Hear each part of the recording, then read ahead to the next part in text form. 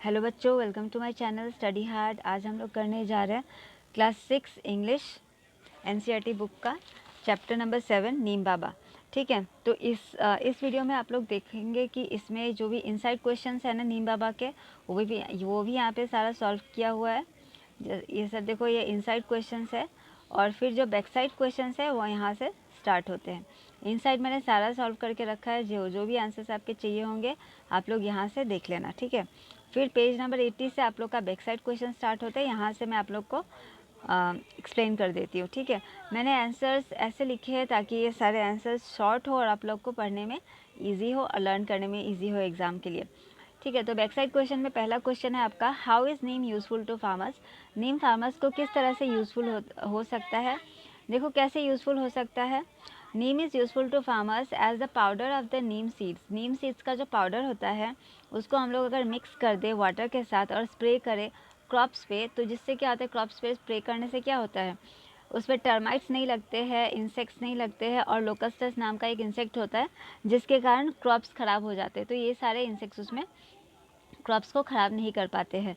और इससे और क्या करता है neem, it also helps in controlling breeding of mosquitoes. Means mosquitoes को ब्रीड करने में भी रोकता है, उनको बढ़ने से रोकता है। ठीक है, in stagnant water of rice fields.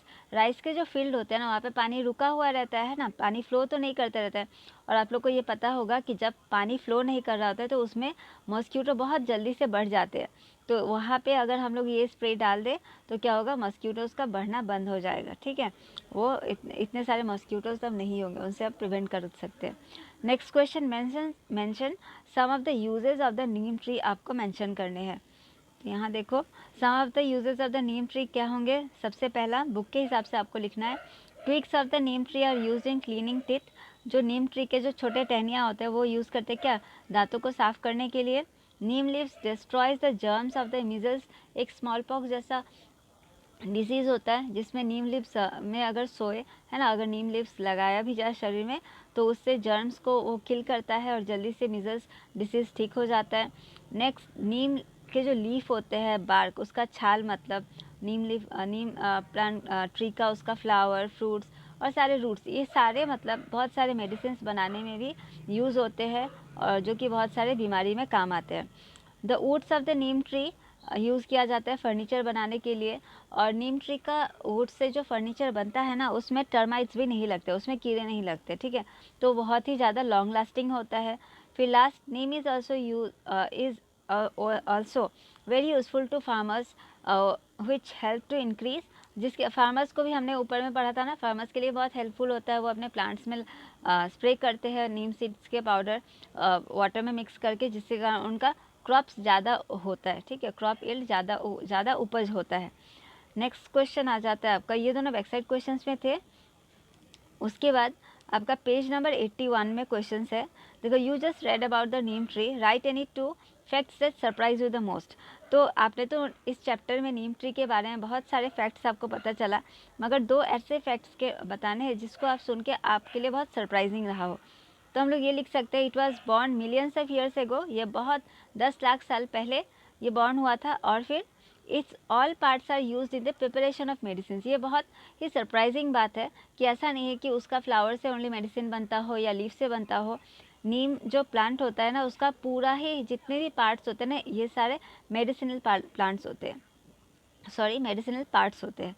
ठीक है, फिर next, complete the following sentences है, फिल इन द ब्लैंक्स दिया गया है।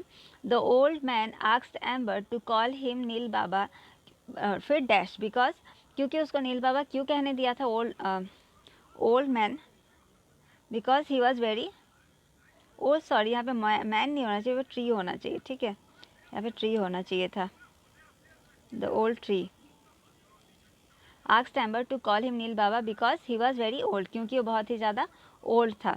नीम सीड पाउडर प्रोटेक्ट करता है क्रॉप्स किससे, लोकस्टस नाम का इंसेक्ट होता है, उससे नीम सीड पाउडर्स क्रॉप्स को बचाता है।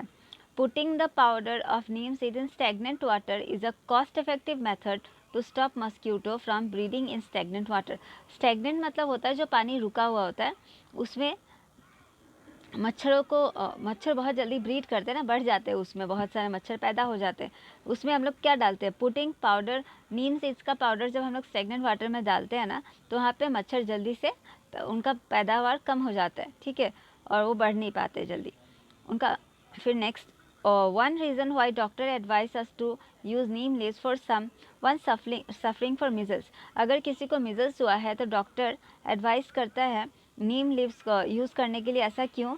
बिकॉज नीम लीव्स जो होते हैं ना, उनमें केमिकल प्रॉपर्टीज़ ऐसे होते हैं दैट किल्स जर्म्स, जो कि जर्म्स को किल करते हैं इसके कारण, ठीक है। तो आप लोग, मैं इसका PDF मैं इस वीडियो के डिस्क्रिप्शन लिंक में डाल दूँगी, आप लोग वहाँ से उसको डाउनलोड कर लेना और अच्छे से क्वेश्चन आंसर्स नोट डाउन कर लेना, ठीक है। नेक्स्ट क्वेश्चन देखते हैं, क्वेश्चन नंबर 3। क्वेश्चन नंबर 3 क्या है, why can neem baba not remember the year when he was born. तो नीम बाबा को क्यों याद नहीं है कि उसका जन्म कब हुआ था।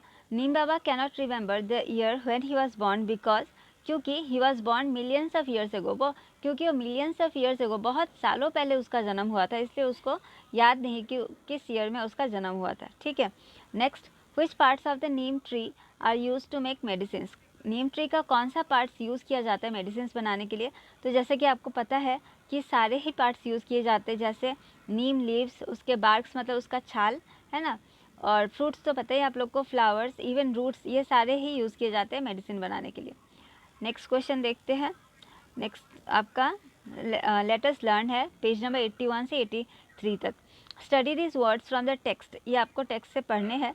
इनमें कुछ ऐसे वर्ड्स है जो कि ये सारे के सारे कंपाउंड वर्ड्स है, ठीक है। कंपाउंड वर्ड्स भी ना 3 टाइप्स के होते हैं। देखो कंपाउंड वर्ड्स किसको कहते हैं, देखो these words are known as compound word. यहाँ पे जितने भी वर्ड्स दिए गए हैं ना ऊपर में, ये सारे ही कंपाउंड वर्ड्स है। कंपाउंड वर्ड्स किसको कहते हैं, these words are known as compound, there are 3 types of compound words based on how the words are separated. किस तरह से वर्ड को सेपरेट किया गया है, उस हिसाब से कंपाउंड वर्ड्स को 3 कैटेगरीज में बांटे जा सकते हैं। सबसे पहला होता है ओपन कंपाउंड, दूसरा होता है क्लोज्ड कंपाउंड, फिर होता है हाइफनेटेड कंपाउंड। ओपन कंपाउंड में क्या होता है, उन दोनों के बीच में स्पेस होता है, ठीक है, दोनों वर्ड्स के बीच में स्पेस होता है। क्लोज्ड कंपाउंड वर्ड्स जो होते हैं ना, 2 वर्ड्स के बीच में कोई स्पेस नहीं होता है। और लास्ट वाला जो हाइफेनेटेड होता है ना, 2 वर्ड्स के बीच में एक हाइफन साइन होता है, ऐसा, ठीक है।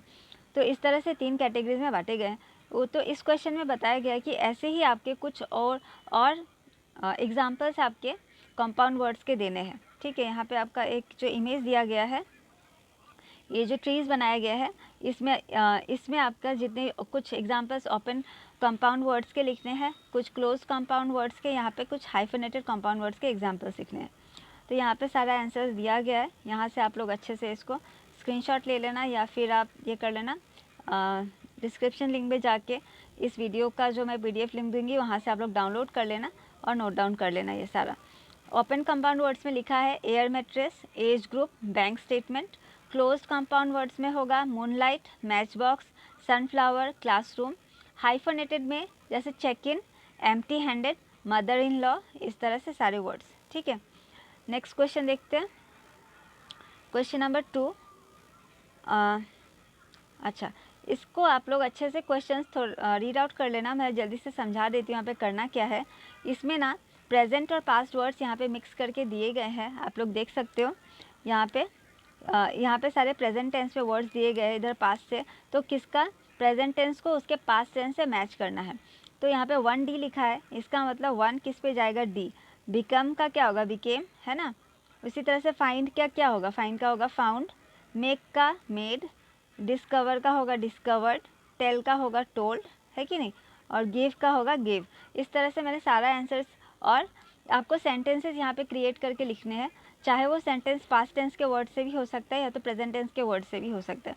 तो इसका आंसर्स भी मैंने अच्छे से नीचे सारे सॉल्व करके दिए हैं, यहाँ से आप लोग नोट डाउन कर ले सकते हो, ठीक है। सबसे अच्छा ये रहेगा कि आप लोग डिस्क्रिप्शन लिंक पे जाके आप इसके PDF को डाउनलोड कर लेना और वहाँ से नोट डाउन कर लेना, ठीक है।